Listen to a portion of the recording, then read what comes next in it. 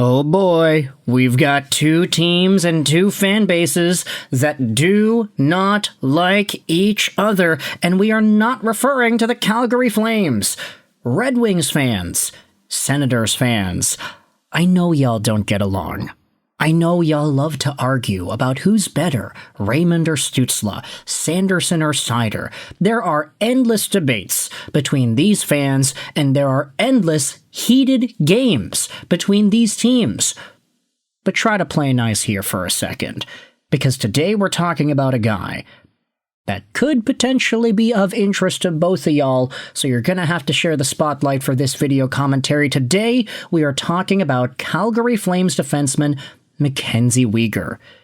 Normally, I'd toss out the entire, this video is only valid for right now because if he gets traded while I'm sleeping and the video gets public on YouTube, then I look like a total fool. But that's not allowed this time around. Trade freeze, baby. He's a Calgary Flame right now, and he could be, potentially, on the block. Weegar is 32 years old, 6 feet 205, right-handed defenseman, signed till the end of 2031, making $6.25 million a year. Weegar this season has 20 points in 56 games played, on pace for about 29 points, which would be a significant decline from the consistent 50, 40-ish point production that he had with Calgary the past two seasons. He also had a 44-point year with the Florida Panthers back in 2022, before the Panthers started going bananas and winning all those Stanley Cups. But MacKenzie Weegar is on one of the worst teams in the NHL this season in the Calgary Flames, a team that ironically actually ended up beating the Edmonton Oilers yesterday 4-3. Weegar had 2 assists in the contest and is now up to 4 points in his last 3 games. Look at all the minutes that he plays, add to this the physicality, the body checking, the shot blocking, the defensive acumen. Weegar is a very, very solid right-handed defenseman. And even though he's only 6 feet, he plays like a total animal. With that said, there are conversations now as to where it is Weegar could end up.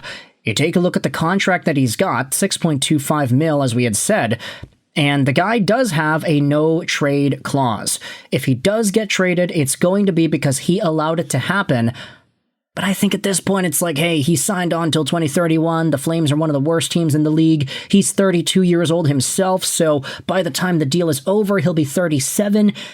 If there's a chance to go to a team that's much better than Calgary right now, Weegar will probably take it.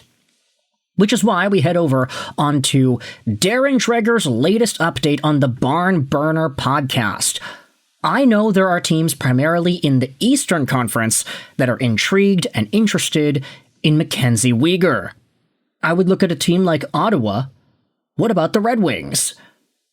And here's the thing. For a lot of Red Wings fans in particular, we had conversations about the team saying, okay, Rasmus Andersson is already gone. Why not trade for Zach Whitecloud, the new guy on the block? But guess what?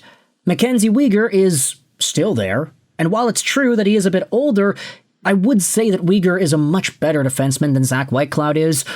If there is an opportunity for Stevie Y to replace Travis Hamonic on the bottom right-hand pairing of this decor with a guy like MacKenzie Weegar, then you're not just looking at Edvinsson and Seider as the top 2 guys going out there and doing everything physically, Ben Sherratt for the physicality and the shot blocking. You are adding a very legitimate top 3 caliber piece onto your blue line. And if you assume Seider stays on pairing 1, you move Sandin Pellikka to D pair 3, and you have Weegar slotted in there with Sherratt, Weegar will be one of the toughest sons of gun pairings to go out there in the National Hockey League. They can be a number 1 PK unit. You could have Seider and Weegar on the same group of guys if you want to do that. Power play for Sandin Pellikka can be a little bit more sheltered. You don't have to throw him to the wolves as much. The Red Wings are a very good team this year, and they also have one of the hardest schedules remaining in the NHL season. So buckling down and just getting more of that defensive stability is obviously a good sign. And Steve Yzerman, he doesn't want to get guys whose contract expires soon. Weegar's contract expires 2031, so you really are just chilling. The only issue is the age. You can say that, Larkin and Raymond and Seider and all these guys, they're younger. It's kind of funny because MacKenzie Weegar was drafted just 1 year before Dylan Larkin was drafted, but that's what you get when the guy turns 32 just a month ago, right?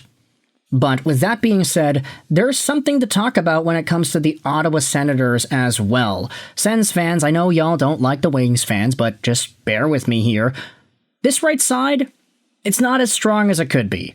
I like Jordan Spence. I think he's very versatile. His story of being a Japanese Australian is so unique and cool. Nick Jensen has some really big standout moments once in a while, as does Artyom Zub. But I'll say this, if you were to ask me to take any one of these guys in a game tomorrow, Stanley Cup Final, Game 7, I'm taking MacKenzie Weegar every single day of the week.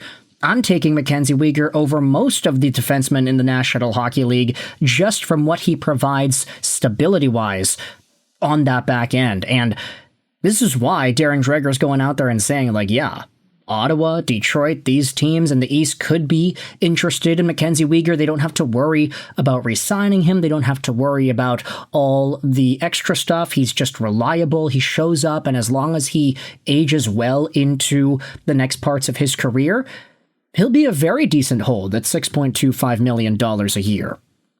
What I'm starting to notice about these NHL players is the guys that don't really play with huge speed and quickness and agility, and they love to dangle by guys, those players age poorly.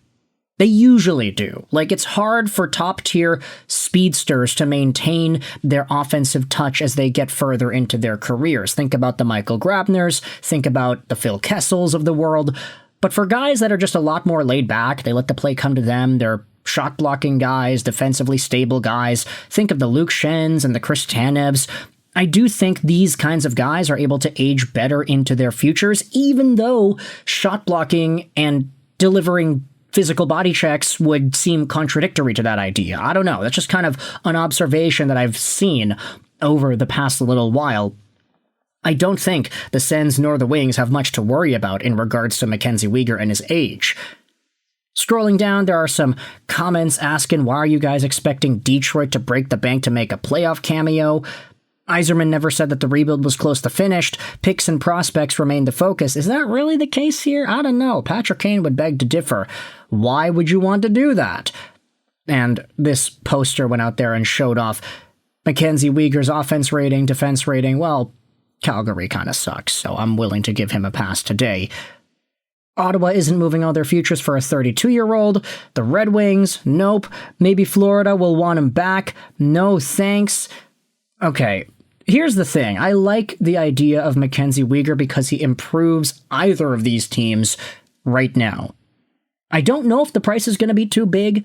Calgary doesn't really have that good of a team this year. You can debate whether or not Weegar is interested in moving. He's got trade protection, so if he wants to go to one or two specific teams, that will significantly reduce the amount that Calgary can receive, just like New York and Artemi Panarin.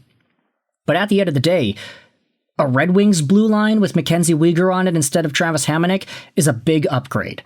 A Senators blue line, where you take out any of these guys and you toss in MacKenzie Weegar.